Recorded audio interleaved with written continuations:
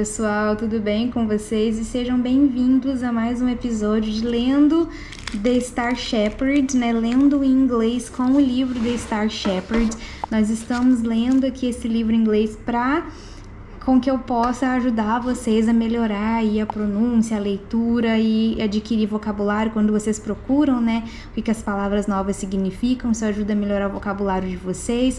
Então, o intuito dessa playlist, né, Lendo em Inglês, é ajudar vocês a melhorarem mesmo a falar, né? Ler em voz alta na língua que vocês estão aprendendo é muito importante para melhorar a fala, que é uma coisa que muita gente reclama, né? Muitos alunos falam, mas eu não tenho ninguém para conversar. Então, se você não tem ninguém com quem conversar em inglês, pega um livro, começa a ler em voz alta, que você vai começar a acostumar a sua boca, a sua língua, né? Tipo, aos músculos ali da sua face a fazerem os sons que o inglês ou a qualquer língua que você esteja aprendendo a pronunciar melhor, né? Essa língua, porque você vai estar falando a língua em voz alta. Então, usar a leitura em voz alta de um livro como processo de treinar a sua fala, né? Como ferramenta, na verdade, para treinar a sua fala é muito importante e é bem acessível. E, gente, eu descobri que esse livro aqui tá mais barato na promoção. Quando eu comprei ele foi cerca de R$180 e agora ele tá R$60, uma edição que não é capa dura. Esse aqui é capa dura, mas tem uma edição lá capa comum por cerca de R$60. Então dá uma conferida, o link para compra dele tá aqui na descrição do vídeo. Então vamos lá, se você já tem esse livro, pega ele aí para você acompanhar. Primeiro você vai assistir o vídeo acompanhando no seu livro ou nas legendas que eu vou deixar para você já ir pegando a pronúncia certa das palavras, e depois você vai ler em voz alta. Então, são 2 passos. Primeiro, assistir o vídeo todo, prestando atenção na pronúncia enquanto você visualiza as palavras. É muito importante você estar visualizando as palavras para você linkar o som com o jeito que a palavra é escrita, né? Porque em inglês é uma língua que não necessariamente você pronuncia todas aquelas consoantes ali. Então, é muito importante você estar escutando a pronúncia da palavra enquanto você vê a palavra. Se você tiver a oportunidade de comprar o livro, você vai acompanhando no seu livro. Se você não tiver como, você vai lendo aqui, você vai olhando as legendas enquanto eu vou lendo. Depois que o vídeo acabar, você vai fazer a sua parte, que é a segunda etapa, e você vai ler em voz alta. Se você tiver o seu livro, você lê o capítulo em voz alta. Se você não tiver o livro, você volta o vídeo, põe no mudo e você lê as legendas em voz alta para você praticar a sua leitura, a sua fala e a sua pronúncia em inglês. Combinado? Então vamos lá, começando aqui do título, ó. Chapter 16. Carol and Cypher huddled together in the crate, the sky above growing darker, while they waited for it to be loaded into the hole inside the ship. At first, fear of discovery kept them alert, but eventually they dozed off. They were jolted awake by the crate bumping and moving. Carol bit his tongue and clung to Cypher. I swear these things get heavier as the day goes on, one of the sailors complained. That's 'cause you are a weakling, another said, and several voices joined in the laughter. The crate jolted and lurched until it hit the floor inside the cargo hold. Voices shouted, and someone patted the crate with a heavy hand. It reverberated all the way to Carol's teeth. That's the last one of them, said the sailor nearby. Tell the captain we're ready to raise the anchor. Footsteps ran up the stairs, but another man padded around the hold for a while longer. Every step echoed back to Carol, scraping against his nerves. He wrapped his arm around his knees and remained as still as he possibly could. To his relief, Cypher soon fell asleep next to him. One less thing to worry about. Now all he had to do was wait it out until they docked in Dren. Then they could sneak off this ship and go home to the watchtower. Hopefully, it would be easier than the rest of their trip had been. Carol fell asleep just before the ship departed, but when he woke up a few hours later, he began to wonder if the ocean might be worse than the Black Lands after all. He'd never been on a boat before. His father only left his tower when he had to visit the council, and Cairo didn't go farther than the docks in Dren. But he weathered the swaying and dipping and the drops in his stomach the best he could. When the ship hit a rough patch, his gut lurched into his throat. Cairo tried valiantly to hold it in, but it was too much. He wretched in a corner of the container and accidentally woke up Cypher. The dog let out a startled yelp. "What was that?" said a sailor's voice. Cairo froze. He hadn't realized anyone had come down here. Sweat trickled down his back, and he spit the sour taste from his mouth, not daring to grab his canteen until the sailor went on his way. "Who's there?" the voice called again. "If there's a stowaway down here, you'd best come out now, and we might not throw you overboard." Cairo shivered. "Please don't let him be serious." A creak echoed as the sailor pried open one of the other crates. Would he go through all of them? Should Cairo surrender or hope he might remain undiscovered? His hesitation cost him. When the sailor found nothing in the first crate, he moved over to Cairo's, and before he knew what was happening, the sailor yanked him from the crate by his shirt collar in one hand and Cypher in the other. "What have we here?" It was one of the sailors Cairo had encountered on the docks earlier in the day. Recognition crossed the man's face. "I remember you. You were the scamp trying to get free passage this morning." He dropped the pair unceremoniously to the floor and loomed over Cairo. "I've got news for you, boy. The captain doesn't take kindly to stowaways. None of us do." The sailor shoved Cypher into Cairo's hands and then dragged him up the stairs to the main deck. "I'm sorry, I didn't mean to..." The sailor laughed. "What? Didn't you mean to sneak into the crate and take a nap? I'm sure that's exactly what happened." Fear slid over Cairo's skin and sank into his bones. When they reached the main deck, the boat swayed hard and Cairo stumbled, but the sailor ensured he stayed upright. The ocean spread out as far as the eye could see in every direction, frothy and fuming and teeming with unseen life. Queasiness washed over him again. The sailor carted him past several other scowling crew members, then straight up to a cabin at one end of the ship. He opened the door and pushed Cairo and Cypher inside. Cairo guessed it was the captain's quarters. The room had several tables filled with maps and various seafaring instruments that he didn't recognize. Shelves of books and knickknacks, many of which glinted with gold, lined the walls. Cairo nearly started when he caught sight of one thing he did recognize, tucked between two books, a pair of star-glass goggles.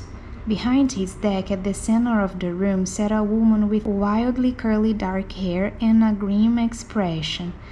Cairo gulped. He was beyond curious to know what she was doing with a rare item like star-glass goggles, but was too afraid to ask. "Captain Salban, I found this boy stowed away in a crate below decks. He was asking about passage to Dren this morning. Guess he didn't want to pay for a real room aboard the Celestine." The woman stood and glared, towering over him. "You're dismissed, Sully," she said to the sailor, who ducked out of the room as quickly as he could, leaving Cairo to face the woman alone. He shrank back, and Cypher whined to be put down. Captain Salban perched on the edge of her desk. "So, tell me, boy, what made you think you could stow away on my ship? It's quite rude. Don't they teach you manners where you come from?" Cairo's free hand quivered at his side. I'm sorry. I was desperate to get home to Dren." Captain Salban humphed.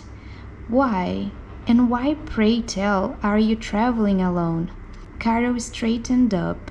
I'm not alone. I have my dog Cypher with me. Salban laughed. I was referring to human companions such as your parents. Carol stared down at his shoes. The ship lurched again, and he turned an uncomfortable shade of green. Never been on a ship before, have you, boy? She opened a drawer in her desk and handed a small hard candy to Carol. This will help. It's bad enough that you stowed away. I can't have you making a mess on my cabin too. Thank you, he said, popping the candy in his mouth. It had an unusual spice to it, something like ginger. Come, sit. Salban gestured to a chair. Tell me the whole story. Carol did as he was told, not daring to disobey the formidable woman.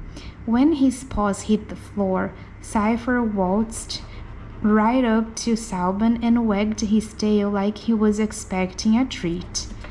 Carol held his breath. Salban considered the dog for a moment. Then a small smile cracked her lip, and she reached down to scratch Cypher behind the ears. Satisfied, the dog trotted back to his master and curled up under his chair. My father is a star shepherd, and our watchtower is near the village of Dren. I crossed the Black Lands to get to Duluth. I didn't dare return that way. Salban absorbed this information with hardly a blink. You were there for the Star Shepherd Council meeting then. Bunch of old fools, the lot of them. She scoffed. Where is your father now? Carol bristled, but tried not to let it show. To be fair, her assessment of the council wasn't wrong. Yes, I was at the meeting, but my father was not. He was the reason for the meeting, actually. He went missing a week ago. The captain raised an eyebrow. You mean you crossed the Black Lands alone? Carol shivered as he nodded. That's impressive for someone so young, and incredibly foolish. What happened to your father? Carol paused. He wasn't sure he could trust the captain, but his gut told him that he shouldn't hold anything back. Not if he wanted to be on this ship when he reached Dren. Something is wrong with these stars. When my father told the council, they did nothing. He believes someone is stealing them, and he's searching for them. Now the council has decided that he abandoned his post and has forbidden him and me from touching the stars ever again. I was at the meeting to plead my father's case. Salban frowned. You left your tower with no one to watch it? A friend is watching in my absence. At least I hope she is, Carol thought. Then I suppose I can't say you're irresponsible, unlike your father. Carol's hands balled into fists in his lap. He's not irresponsible. He's trying to save the stars. And yet he left you, a novice, behind to cover his sworn duties in the process. Carol couldn't help wondering who this woman was, and how she knew so much about star shepherding, but he got the sense that asking would get him in trouble. He had to leave. The council wouldn't help, and he had no other choice. He cares too much about the stars to sit back and watch them die. The captain was quiet for a moment, and then her expression softened. You're a good son, and a brave one too. It does you credit.